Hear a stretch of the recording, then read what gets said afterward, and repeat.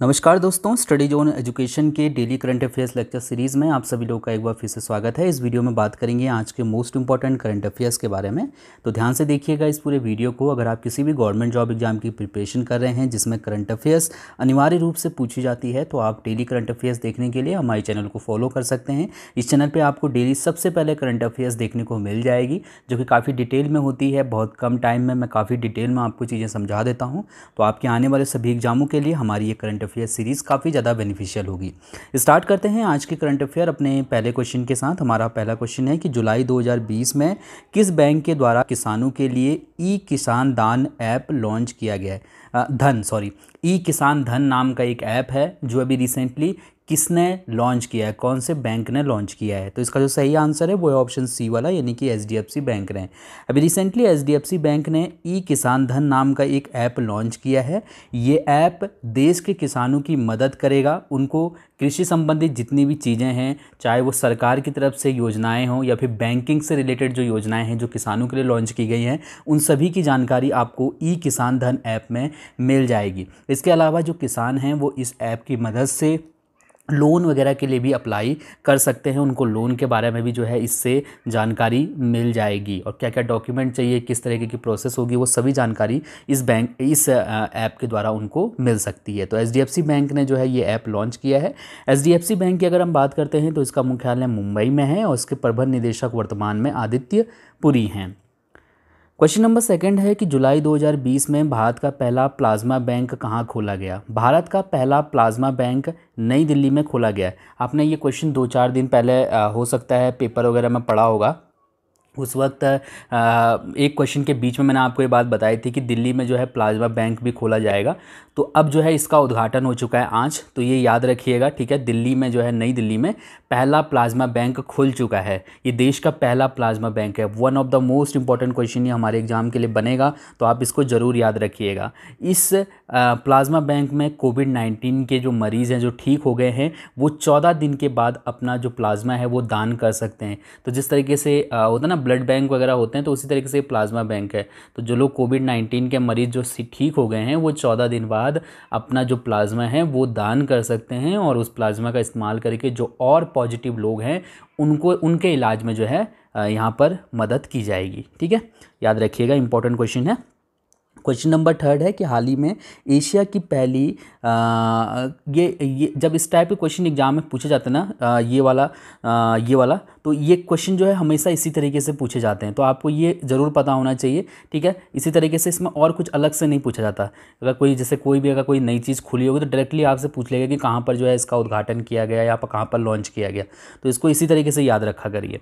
चलिए, हाँ, मैं क्वेश्चन नंबर तीसरा पढ़ रहा था कि हाल ही में एशिया की पहली कंटिन्यूअस ग्लेवनाइड रेबार विनिर्माण सुविधा केंद्र किस राज्य में खोली गई है? कंटिन्यूअस गैल्वेनाइज्ड रिवार विनिर्माण सुविधा केंद्र अभी रिसेंटली पंजाब में खोला गया है, यानी कि ऑप्शन ए वाला यहाँ पर से बिल्कुल सही है। याद रखिएगा, ये भारत का पहला कंटिन्यूअस गैल्वेनाइज्ड रेबार विनिर्माण केंद्र है। इस केंद्र का जो उद्घाटन है वो पंजाब के मंडी गोविंदगढ़ में किया गया है। काफ़ी इंपॉर्टेंट क्वेश्चन है। इस सुविधा केंद्र को इंटरनेशनल जिंक एसोसिएशन के सहयोग से माधव KRG समूह ने शुरू किया है। इसको हिंदुजा जिंक लिमिटेड ने जो है समर्थन दिया है। इसके समर्थन से जो है ये यहाँ पर स्थापित की गई है, ठीक है। माधव KRG समूह ने जो है इसको यहाँ पर शुरू किया है, ठीक है, और इसको समर्थन दिया है हिंदुस्तान जिंक लिमिटेड ने। तो ये आपको यहाँ से याद रखना होगा। ये पॉइंट थोड़ा सा है, आप याद रख सकते हैं, कोई दिक्कत की बात नहीं है। इंपॉर्टेंट ये वाला है जो मैंने रेड कलर का कर दिया है। ये जो केंद्र है इसका उद्घाटन केंद्रीय इस्पात और पेट्रोलियम एवं प्राकृतिक गैस मंत्री श्री धर्मेंद्र प्रधान जी ने किया। इसके बाद क्वेश्चन नंबर 4 है कि हाल ही में निम्नलिखित में से किसे भारतीय जनसंचार संस्थान का महानिदेशक नियुक्त किया गया है? भारतीय संचार संस्थान का महानिदेशक अभी रिसेंटली प्रोफेसर संजय द्विवेदी को बनाया गया है, यानी कि ऑप्शन सी वाला यहाँ पर से बिल्कुल सही है। अगले 3 सालों तक के लिए जो है इनका ये कार्यकाल होगा। अगले 3 सालों तक के लिए इनकी नियुक्ति की गई है महानिदेशक के तौर पर। वर्तमान में संजय द्विवेदी जो है वो माखन लाल चतुर्वेदी राष्ट्रीय पत्रकारिता एवं संचार विश्वविद्यालय विश्वविद्यालय भोपाल के कुलपति हैं और अब इनको Indian institute of mass communication यानी कि IIMC और हिंदी में बोले तो भारतीय जनसंचार संस्थान का महानिदेशक बनाया गया है 3 साल के लिए, प्रोफेसर संजय द्विवेदी को। क्वेश्चन नंबर 5वां है कि निम्नलिखित में से किसे जुलाई 2020 में इंडियन ऑयल कॉरपोरेशन का नया अध्यक्ष नियुक्त किया गया है। इंडियन ऑयल कॉरपोरेशन के नए अध्यक्ष अभी रिसेंटली बने हैं श्रीकांत माधव वैद, यानी कि ऑप्शन बी वाला यहाँ पर सही है, ध्यान रखिएगा। अध्यक्ष के रूप में ये संजीव सिंह का स्थान लेंगे जो कि 30 जून को रिटायर हो चुके हैं। तो अब 30 जून को रिटायर हो गए हैं संजीव सिंह जी, इनके स्थान पर श्रीकांत माधव वैद को नियुक्त किया गया है इंडियन ऑयल कॉरपोरेशन का नया अध्यक्ष। इंडियन ऑयल कॉरपोरेशन की बात करते हैं तो इसकी स्थापना 1959 में हुई थी और इसका मुख्यालय नई दिल्ली में स्थित है। क्वेश्चन नंबर 6 है कि जुलाई 2020 में केंद्रीय फिल्म प्रमाणन बोर्ड के नए CEO कौन नियुक्त किए गए हैं। केंद्रीय फिल्म प्रमाणन बोर्ड यानी कि जो central board of film certification है, यानी कि जो हमारा जो सेंसर बोर्ड है, उसके अभी रिसेंटली CEO कौन बने। तो इसका सही आंसर है ऑप्शन ए वाला, यानी कि रविंदर भाकर को सॉरी माफ़ करेगा, ये भारत हो गया, भाकर होगा यहाँ पर। रविंदर भाकर को अभी रिसेंटली, यहाँ पर नेक्स्ट स्लाइड में मैंने लिखा है तो आप लोग याद रखिएगा सही, ठीक है। रविंदर भाकर को अभी रिसेंटली CEO बनाया गया है केंद्रीय फिल्म प्रमाणन बोर्ड का, यानी कि जो सेंसर बोर्ड है। इससे पहले जो CEO थे सेंसर बोर्ड के, उनका नाम था अनुराग श्रीवास्तव। तो अनुराग श्रीवास्तव के स्थान पर रविंदर भाकर नियुक्त हुए हैं। केंद्रीय फिल्म प्रमाणन बोर्ड की अगर हम बात करते हैं तो इसका मुख्यालय मुंबई में है और इसके अध्यक्ष प्रसून जोशी हैं। इसके बाद क्वेश्चन नंबर 7 है कि हाल ही में विजडन ने किस भारतीय क्रिकेटर को 21वीं सदी का मोस्ट वैल्यूएबल प्लेयर चुना है। मोस्ट वैल्यूएबल प्लेयर तो 21वीं सदी का कौन चुने गए हैं अभी रिसेंटली। तो इसका जो सही आंसर है वो है ऑप्शन बी वाला, यानी कि Ravindra Jadeja. Ravindra Jadeja most valuable player चुने गए हैं 21वीं सदी के। तो ये आपको यहाँ से ध्यान होना चाहिए, याद रखिएगा। ये दुनिया के सबसे वैल्यूएबल खिलाड़ियों में दूसरे स्थान पे आते हैं। पहले स्थान पे श्रीलंका के पूर्व स्पिन गेंदबाज मुथैया मुरलीधरन है, ठीक है। तो M मुरलीधरन जो है दुनिया के सबसे वैल्यूएबल प्लेयर हैं और भारत से जो है सबसे वैल्यूएबल प्लेयर है रविंद्र जडेजा। और अगर पूरी दुनिया की बात कर दी जाए तो रविंद्र जडेजा दूसरे स्थान पे आते हैं। जडेजा ने पिछले साल एक रिकॉर्ड बनाया था जब इन्होंने 44 टेस्ट में 200 विकेट ले लिए थे। ये इससे पहले जो ये रिकॉर्ड था ये श्रीलंका के रंगना हेरात के नाम था, जिन्होंने 47 टेस्ट मैच में 200 विकेट लिए थे, ठीक है। तो एक तरीके से जडेजा ने जो है सबसे कम टेस्ट मैचों में मतलब जो है 200 विकेट लेने का जो है रिकॉर्ड बनाया था, ठीक है। तो याद रखिएगा अभी विजडन ने इनको मोस्ट वैल्यूएबल प्लेयर चुना है 21वीं सदी का, ठीक है, रविंद्र जडेजा को। BCCI की बात करते हैं तो BCCI का मुख्यालय मुंबई में है, इसके अध्यक्ष सौरभ गांगुली है, ठीक है। BCCI भारत की जो है सर्वोच्च क्रिकेट संस्था है BCCI, सभी लोग जानते होंगे, ठीक है। ICC जो है सबसे बड़ी संस्था है क्रिकेट की और BCCI जो है भारत की सबसे बड़ी संस्था है क्रिकेट की, ठीक है, याद रखिएगा। क्वेश्चन नंबर 8वां है कि हाल ही में निम्नलिखित में से किसके द्वारा मत्स्य संपदा न्यूज़लेटर का पहला संस्करण लॉन्च किया गया है। इसका जो सही आंसर है वो है ऑप्शन सी वाला, यानी कि गिरिराज सिंह। गिरिराज सिंह केंद्रीय मत्स्य पालन, पशुपालन और डेयरी मंत्री हैं। तो इनके द्वारा अभी रिसेंटली मत्स्य संपदा न्यूज़लेटर का पहला संस्करण जो है लॉन्च किया गया है। ये मत्स्य संपदा न्यूज़लेटर जो है एक तरीके की पत्रिका है ये। तो इसमें जो लोग मत्स्य पालन करते हैं तो उनसे रिलेटेड मतलब जो है इसमें जानकारी लिखी होगी कि किस तरीके से मत्स्य पालन करना चाहिए, क्या क्या प्रावधान है, सरकार की क्या योजनाएं हैं, मछली पालन के क्षेत्र में किसान कैसे फ़ायदा उठा सकते हैं। मतलब एक तरीके से पत्रिका होगी जो कि मत्स्य संपदा नाम इसका रखा गया, न्यूज़लेटर मत्स्य संपदा जो है इसका नाम होगा इस पत्रिका का, ठीक है। तो गिरिराज सिंह जी ने इसका पहला संस्करण लॉन्च किया है, ठीक है। क्वेश्चन नंबर 9 है कि ICC के अध्यक्ष कौन हैं जिन्होंने 2 जुलाई 2020 में अपने पद से इस्तीफा दे दिया है। ICC के अध्यक्ष कौन थे। तो इसका सही आंसर है ऑप्शन सी वाला, यानी कि शशांक मनोहर थे ICC के अध्यक्ष और अभी रिसेंटली इन्होंने अपने पद से इस्तीफा दे दिया है। इनका कार्यकाल खत्म हो गया था, 2015 में ये अध्यक्ष बने थे, ठीक है। तो 2 साल का कार्यकाल होता है, तो इनको जो है मतलब 2 बार जो है ये अध्यक्ष रहे, ठीक है। 2 कार्यकालों के लिए जो है इन्होंने अध्यक्ष बने रहे ये शशांक मनोहर जी आईसीसी के अध्यक्ष पद से इन्होंने अब इस्तीफा दे दिया। 4 साल का इनका कार्यकाल पूरा हो गया है। ठीक है, वैसे 2 साल का कार्यकाल होता है, लेकिन ये 2 बार जो है इस पद के लिए नियुक्त हुए थे। फिलहाल में डिप्टी चेयरमैन इमरान ख्वाजा को अंतरिम अध्यक्ष बनाया गया है। तो यहाँ से एक ये पॉइंट भी है जो हमारा इंपॉर्टेंट हो जाएगा। ये क्वेश्चन कुछ इस तरीके से भी बन सकता था कि हाल ही में आईसीसी ने किसे अपना जो है अंतरिम अध्यक्ष बनाया है। ठीक है, तो किसको बना रखा है? इमरान ख्वाजा को। तो ये यहाँ से याद रख सकते हैं आप। आईसीसी के जो सीईओ हैं उनका नाम है मनु साहनी और आईसीसी का मुख्यालय दुबई संयुक्त अरब अमीरात में है।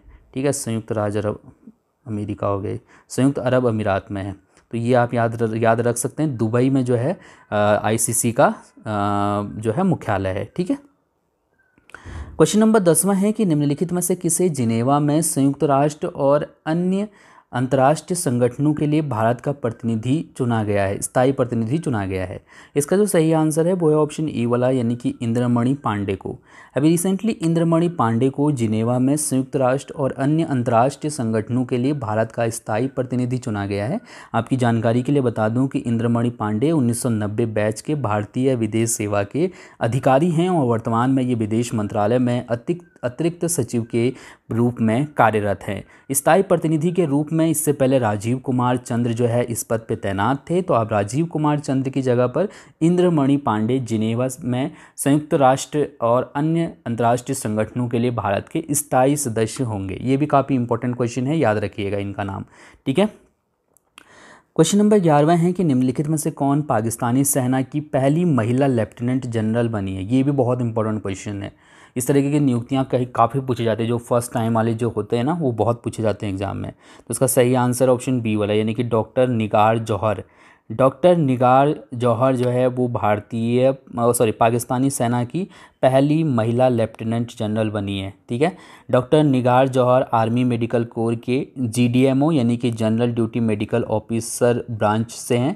वो मेडिकल में मैनेजमेंट का विभाग होता है ये, जिस विभाग में मतलब ये तैनात हैं, डॉक्टर हैं ये। तो ये जो है पाकिस्तानी सेना की पहली महिला लेफ्टिनेंट जनरल बनी है।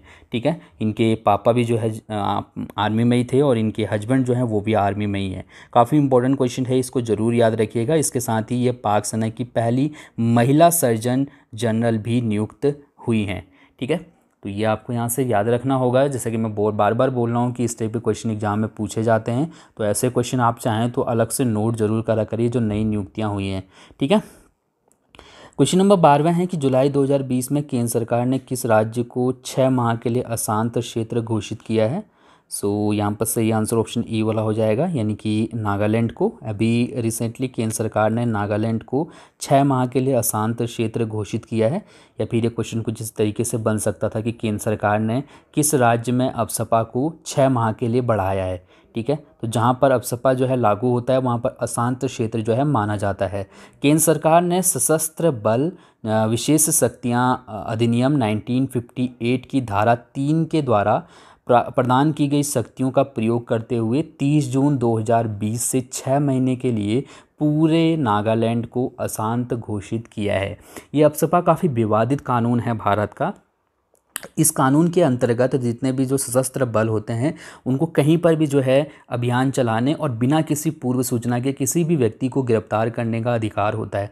कहीं पर भी जितने भी मतलब जो सशस्त्र सेना रहेगी, जितने भी सेना के जवान रहेंगे वो कहीं पर भी छापामारी कर सकते हैं, किसी के घर के अंदर भी छापा मार सकते हैं, कभी भी किसी को भी गिरफ्तार कर सकते हैं। तो इस कानून का हमेशा विरोध होता रहा है, जैसे जम्मू कश्मीर में, नागालैंड में, असम के कुछ हिस्सों में, मतलब जहाँ पर भी ये कानून लागू होता है तो मतलब लोगों का ये विरोध रहता है कि इससे जो है सेना को ज़रूरत से ज़्यादा जो है मतलब शक्तियाँ दी जाती हैं, तो वो थोड़ा दमनकारी नीति हो जाती है।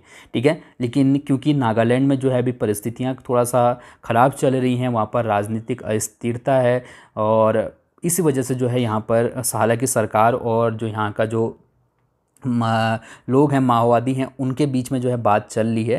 ठीक है, जो कि मतलब विद्रोही हैं, तो उनके बीच में बात चल रही है और काफ़ी टाइम से बात चल रही है। खैर यहाँ पर दशकों से जो है अब सपा लागू है, तो स्थिति सामान्य होने के बाद ये यहाँ पर हटाई जाएगी। तो याद रखिएगा फ़िलहाल में 6 महीने के लिए, जो कि दिसंबर 2020 तक मतलब 6 महीने कंप्लीट होंगे, तब तक के लिए जो है नागालैंड को अशांत क्षेत्र घोषित कर दिया जाएगा।